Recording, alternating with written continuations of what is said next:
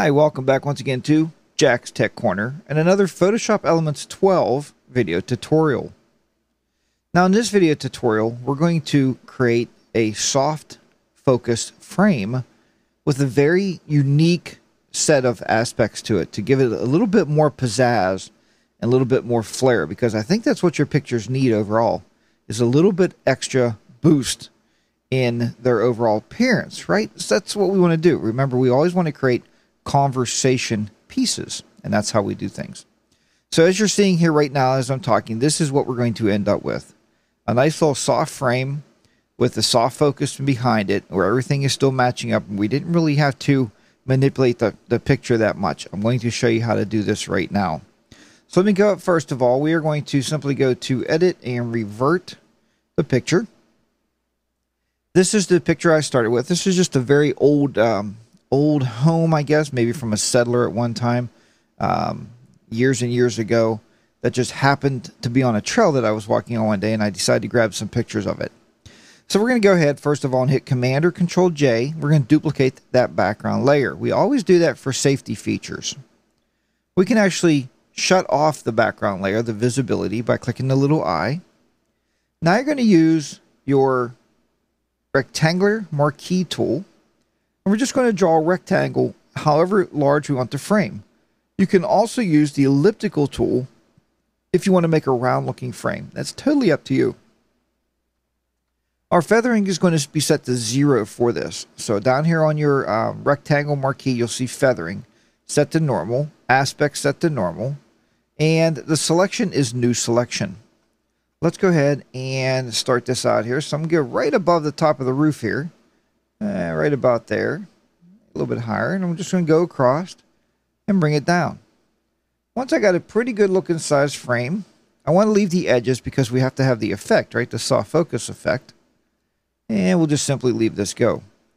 Once you have your area selected, I want you to hit the Command or Control J key again, and that's going to duplicate that with a transparent ridge around the outside of it. Here, if we shut this visibility off, you can see the transparency around it. We just wanted to do the center.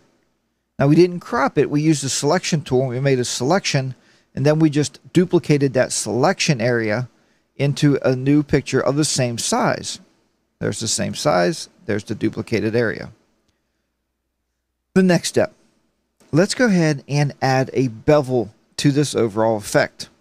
So if we click on Effects, and there's a lot of different bevels you can use. I tend to lean towards the scalloped edge bevel. I just think it's more of a lifted bevel look, and I kind of like that one. But, you know, play with the other ones and see maybe what you like. You may like something a little bit different than I do. Double click it, and that's going to give us our beveled edge around this outside. You can see this here. Let me see if I can blow this up a little bit. And I'll move it down for you a little bit. You can see now where there's a beveled edge around the outside of this thing. It gives it the 2D appearance. Not really 3D, right? It's 2D. It's pulling it off the page. All right, let me just put this back. Now we're going to go back down to Layers. And what we want to do now is turn this layer back on, Layer 1. So uncheck the visibility again so we can see it again, so we can show the background there. We're going to click on it, because whenever you're working with a layer, make sure you click on that layer to make sure you can work on it.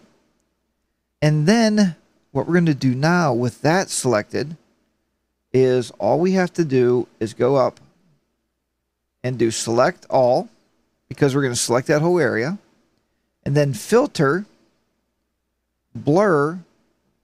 We're going to do a Gaussian blur. Now you can try all kind of blurs with this effect.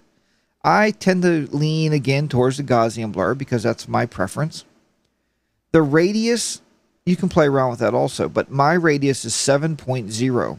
It works very well. It gives that very nice soft focus in the background. Click OK. And you can see here that we have a very nice soft focus on that background, and it's bringing that image up. Now that's okay, but you know I like to play with the pictures a little bit more than that. So I want to click back on Layer 2. First, let me click on, well, let's go to Layer 1. Hit Control or Command D and deselect. Now hit Layer 2. and double click on the little FX where it says indicates layer style. Just double click on that. What we're going to do now is add that little bit of pizzazz to this actual frame itself to give it a little bit more of that oomph, you know, that people walk in, they go, wow, how did you do that? So we want to add, first of all, a drop shadow. And the drop shadow size is, again, totally up to you. If you pull this out, you can watch the drop shadow on the background. Make it really big so you can see the drop shadow. And I've seen people do that, have it come out where it's actually shadowing out, you know, some of the background. I like to pull my drop shadows back down. I run them about, you know, about 20, 21, 20 if I can get there. You can always type in these boxes. You can type 20. So you know it's 20, just like so. And then what we're going to do, I thought, would be add a glow. Now, there's two types of glows. I'm going to show you these two types. The first is inner glow. Inner glow comes to the inside of the frame. If we lift this up, you'll see it. See where it's coming inside the framed area? That's the inner glow. And turn that off. The outer glow then would be on the outside with your drop shadow. So you got to be careful here, because if you get this too large, you're going to lose the drop shadow effect. It's going to start trying to mingle together with the outer glow. What I wanted to do with this is I wanted to get it more white. There you go, more white. And I wanted to turn this down just a little bit more. The only thing I'm using this for is it's almost like I just want to put a little bit of light behind her. Like I had some kind of a flash or something to set that off. Stroke is totally up to you if you want to use stroke colors. And a stroke color is, let me bring a different color up here. Let's say red just to show you. And you can see where it puts a solid line around the outside. You can see it's a bigger stroke on there. So I don't use it a whole lot. It is there available for you. And there is the soft focus frame that we just talked about.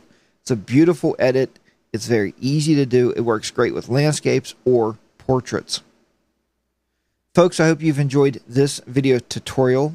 Please check out my website. It's jtclearning.com. That's jtclearning.com, where you can sign up for the Photoshop Elements 12 video tutorials online.